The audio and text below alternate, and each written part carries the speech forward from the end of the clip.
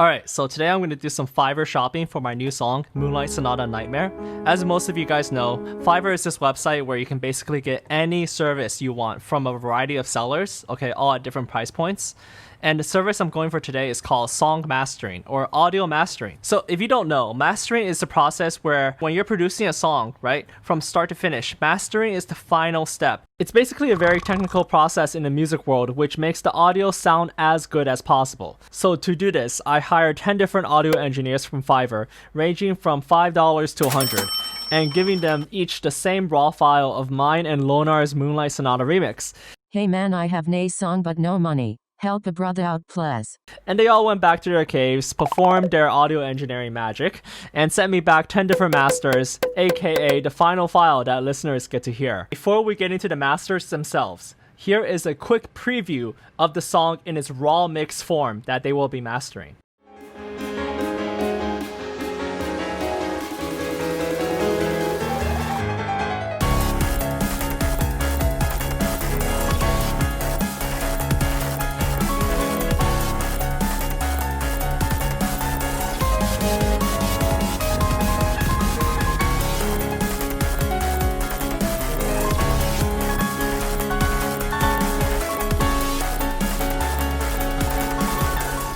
Alright, so I'm actually really excited because now we can listen to the final masters and see which one's the best one to go for the actual release, okay? So I really want you guys to put on your best headphones and to kind of pay attention to, you know, the different sounds, the balance of the sound. So I put all of the tracks into this project file. Okay, so we're just going to go ahead and listen to each of the audio engineers, and I'm going to reveal the price on the screen. Okay, so I hope this is good.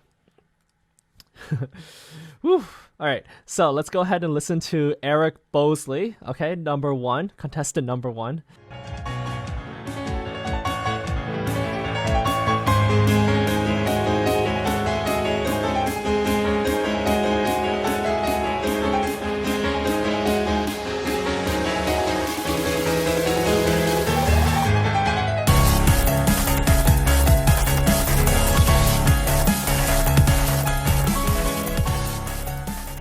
Okay, so I thought overall it sounded very clean. The higher end seemed very powerful. I could hear the piano very clearly, but I felt like the bass was a little bit lacking.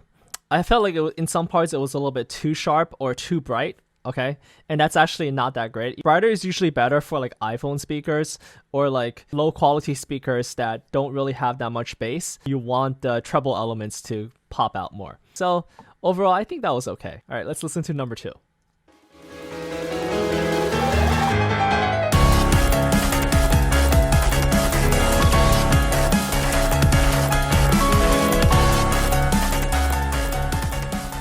Okay, so this one felt a little bit more balanced than the previous one. I did hear more lower end. The drums seemed a little bit more tighter, like they hit harder, I guess. But I think overall the low end is still not that great. And then also the growls themselves, they did not really come out. They just sounded kind of, they didn't sound that great, that's the point. All right, let's hear the third one.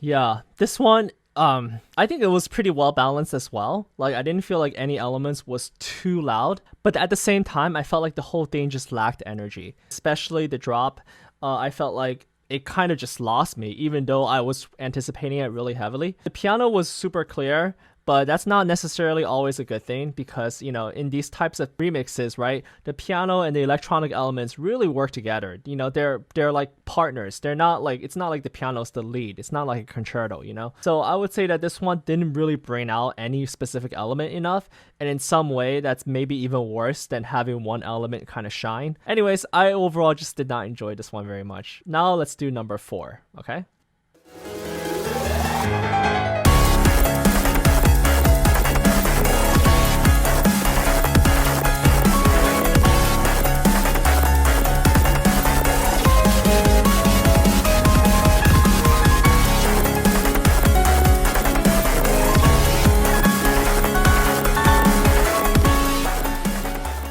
Okay, so I'm kind of laughing here because this was actually my own master. So, as the musician, right, if I master my own work, then it ends up usually not sounding too great because when I'm doing the production part, I'm paying attention to specific elements. And then when I'm trying to put the master together, I still pay attention to those same elements when in reality, it's the other elements that need more help.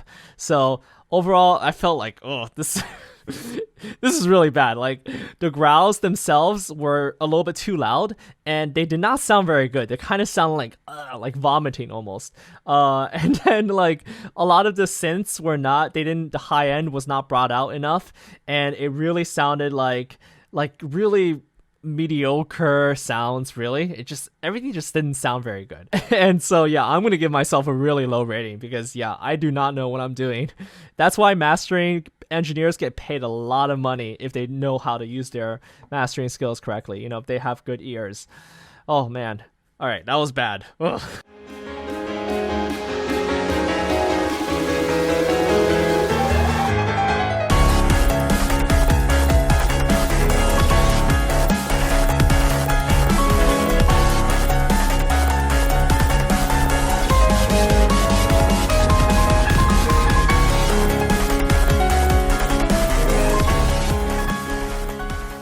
I like this one a lot, actually, and I know this is one of the more expensive ones, but I felt like the balance was really good. I felt like there was a lot of energy inside of the drop. All the elements, they kind of work together to carry forth this momentum. They all seem to fit together really well. And I like that, I felt like it was a little bit too compressed at some parts. Compression just means that it's not dynamic enough. But overall, I think it's a very energetic mix. It's very powerful. I felt like the drums could still be a little bit more in some situations, right? It didn't seem like it hit too hard. The sub bass and the kick, which are really important elements in dance music to like really hit hard, those elements could have been brought out more. Okay, all right, let's listen to number 6 now.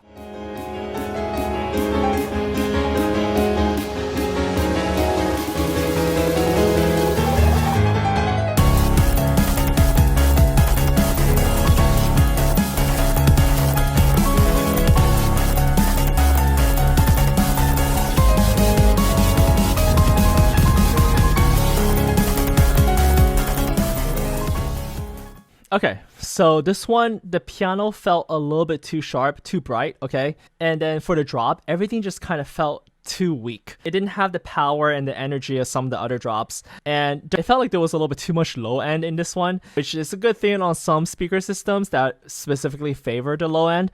But overall, in my headphones, I didn't feel like it was a very good low end. The growls were okay. They were the best part sounding of this mix. But the synths and everything in the background was just not strong enough to make the drop truly impactful. Okay, so I think this one's pretty bad as well. All right, so let's listen to number 7.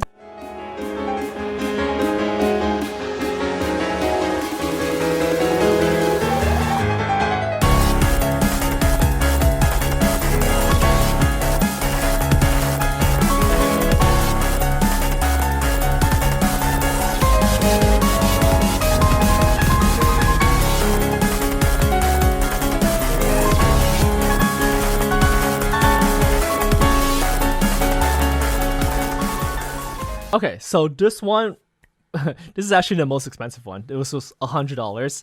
And it felt to me like the piano was super balanced in this one. Like the piano seemed like it was just at the perfect volume, right? The drums themselves were really punchy. Like they really hit hard, so that was really good. Overall, the track though just felt a little bit lifeless. It felt a little bit too compressed. So I felt like, obviously you can't have everything, right? If you have too much compression, then you're going to miss the dynamics. You're going to miss that kind of vitality. But if you have too much dynamics, then the whole track is going to sound kind of like unorganized. It's going to sound like it's too much. It's going to sound like it's not very structured. Okay, it's very hard to find that balance between cohesiveness and dynamics. Regardless, this one was a little bit too much, too compressed. I felt like this guy is a real professional and he definitely knows what he's doing.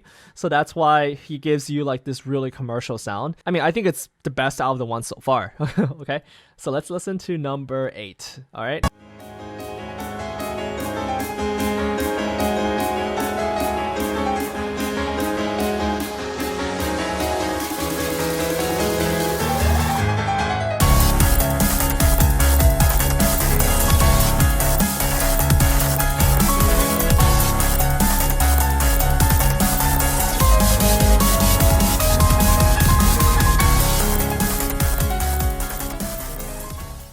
So this one is actually the master by Lionel. Okay, so I asked him to do a master as well.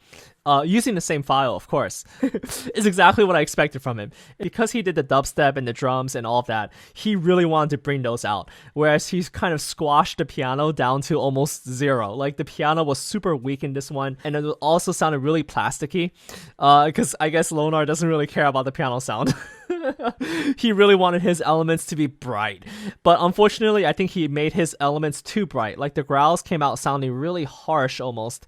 The drums were punchy though, so that was good, but everything about his mix kind of seemed tilted towards stuff that he worked on, and overall it did not lead to a very balanced mix, and it kind of at some point sounded too sharp and too much for me. Okay, so sorry Lionel, but your mastering skills are not nearly as good as your production skills.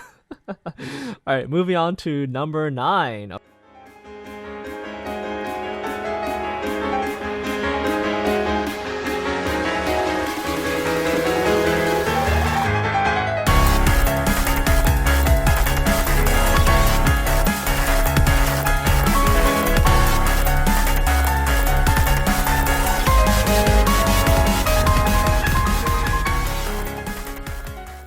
So this one is actually one of the most balanced ones so far. It also had a lot of dynamics in there. The piano was a decent volume. It sounded very clear. The growls also sounded pretty good, although they were not super amazing, I feel. Everything just kind of goes in this mix. Like everything kind of just works together, and the drums are really clear. No one element sticks out too much. Everything just felt like there was a vibe to it. It was a good vibe, you know?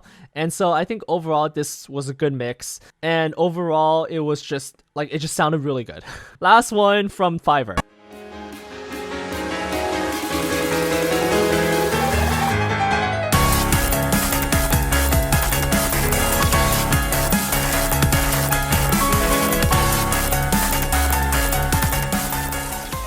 Alright, so this one actually felt pretty good as well. I felt like the growls were a little bit too sharp, kind of stabbing your ear almost, and they felt too closed in the middle, which if you're wearing headphones, you'll know what I mean, is that, you know, the sound can either like spread itself out in your head, or it can be like really narrow. And I felt like in this case, the growls were a little bit too narrow. The drums also did not seem too powerful. I mean, it was certainly better than some of the other ones. So now, I actually have a surprise for you guys, which is Cold-Blooded. So Cold-Blooded is the producer who helped me with the For Release remix. And so he actually agreed to master this file as well. And he did it for free. So let's go ahead and check out his master. He did it for me as a favor for a friend. So he was really nice. And you know, so let's go ahead and listen to his master.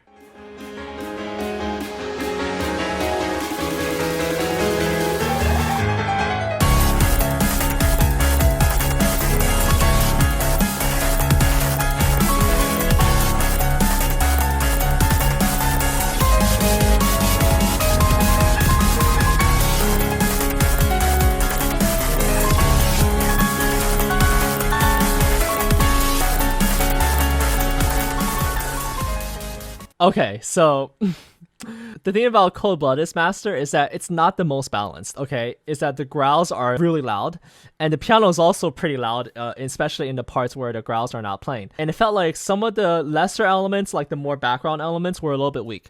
But I felt like overall, the drop was just the most hype. It just had the most energy out of any of the other ones. The drums were really punchy. The growls sounded phenomenal, even though they were a little bit like too out there, even though they were like front and center stage compared to the piano. Everything was a little bit kind of too compressed, but still I could tell that there was a dynamic difference from the non-drop to the drop part. So overall, I think this was really enjoyable mix, and it's funny because like he's not even an audio engineer, he's actually a producer. He had a really good ear for which elements to bring out, which elements to kind of showcase, and that really made this mix, in my opinion, one of the better ones, okay? Alright, so after all of the listeners and I listened to the different masters, right?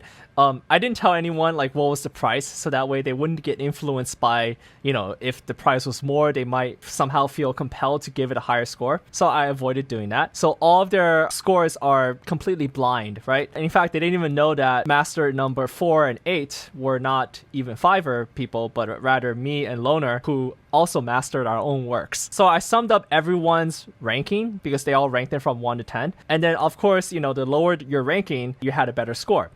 So who was the number 1? Well, it seems like it was number 9. Okay, master number 9 by PowerE Studio, which only costed, $10, $2 more for the FIVERR fee. That had the lowest, point score, which meant the highest rank. And I actually completely agree. I think he had a very clear, clean-cut master, but that also the bass really shone through. Overall, it just feels like the dynamics were brought out inside of the master, And it did not super favor like the piano or favor the growls or favor like the drums, but it had a well balance of all of the elements, and it kept things sounding natural while being at a certain loudness level that was conducive and enjoyable to the listener. Let's see who was number 10. Vein Master, which actually costed $25. Now, this is actually one of the areas where I didn't quite agree with all of the other judges on the panel, because I don't know, I thought that the Vein Master was pretty decent. It was a little bit over compressed, but I also thought it was suitably loud for its purpose, and it had a good mix of every element. The really expensive one, $100, in my opinion, was also a very good, a very clean and commercial sound. So I think once you get to a certain level, you just become really good at producing a radio-friendly master that is good for everyone to enjoy, okay? But I still think that this PowerE Studio guy, whoever he was, at $10 is phenomenal. Phenomenal value, at least. I do think that's kind of funny that Jake, one of the panelists, thought that Loner's master was the best, which I unfortunately disagree with. I think Loner, being one of the producers on the song means that he would naturally be inclined to increase the volume and the presence of the stuff that he did and try to wash out my piano part, which is my part, That's just the tendency of producers. Similarly, I had a tendency to favor the piano in my master. So in my master, the piano sounds the loudest, I think that's why you can't have that. You have to have the middle, and that's why you usually need a third-party engineer to do the final master. Okay, just a comment about how I think this whole FIVERR mastering exercise was a lot of fun, but I don't think it was the most accurate, and I'll tell you guys why. It's because once you have a reference, once you listen to the original music in one form,